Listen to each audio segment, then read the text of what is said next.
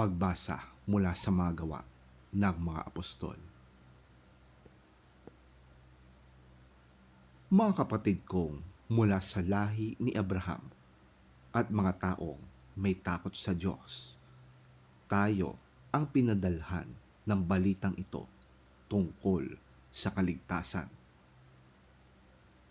Hindi nakilala ng mga taga-Jerusalem at ng kanilang mga pinuno na si Jesus ang tagapagligtas.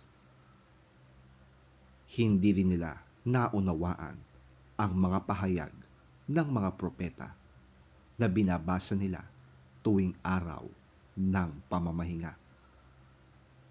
Ngunit sila na rin ang nagsakatuparan ng pahayag na yon nang si Jesus ay hatulan nila ng kamatayan. Kahit na wala silang sapat na dahilan upang siya'y ipapatay, hiniling pa rin nila kay Pilato na siya'y hatulan ng kamatayan. At nang matupad na nila ang lahat ng nasusulat tungkol sa kanya, siya ay ibinaba nila sa krus at inilibing.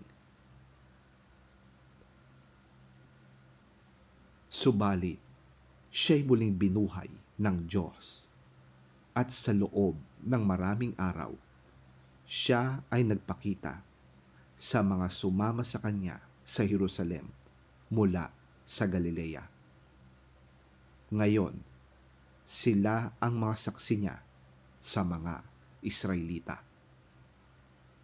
Ngayon, ay dala namin sa inyo ang magandang balita na ang pangako ng Diyos sa ating mga ninuno ay tinupad na sa atin na kanilang mga anak nang muli niyang buhayin si Jesus. Ito ang nakasulat sa 2 awit. Ikaw ang aking anak, mula ngayon ako na ang iyong ama.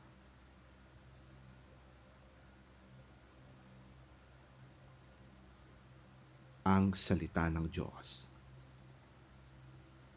Salamat sa Diyos.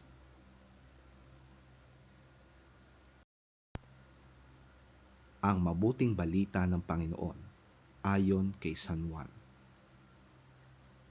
Papuri sa iyo, Panginoon. Huwag na kayong mabalisa. Sumampalataya kayo sa Diyos. Sumampalataya din kayo sa akin. Sa bahay ng aking ama ay maraming silid. Kung hindi ito totoo, sasabihin ko ba sa inyong pupunta ako roon upang ipaghanda ko kayo ng inyong matitirhan? At kapag naipaghanda ko na kayo ng matitirhan, ako'y babalik at isasama ko kayo upang kayo'y makapiling ko kung saan ako naroroon. At alam na ninyo ang daan papunta sa pupuntahan ko. Sinabi sa kanya ni Tomas, Panginoon, hindi po namin alam kung saan kayo pupunta. Paano naming malalaman ang daan? Sumagot si Jesus, Ako ang daan, ang katotohanan, at ang buhay. Walang makakapunta sa Ama, kundi sa papamagitan ko.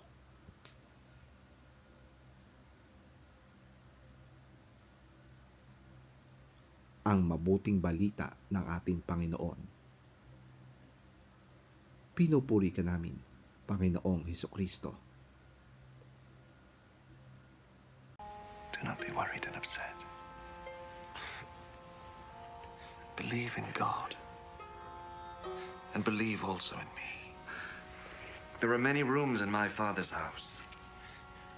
And I'm going to prepare a place for you. I would not tell you this if it were not so. And after I go and prepare a place for you, I will come back and take you to myself, so that you will be where I am. You know the way that leads to the place where I am going. Lord, we do not know where you are going, so how can we know the way to get there? I am the way, the truth, and the life.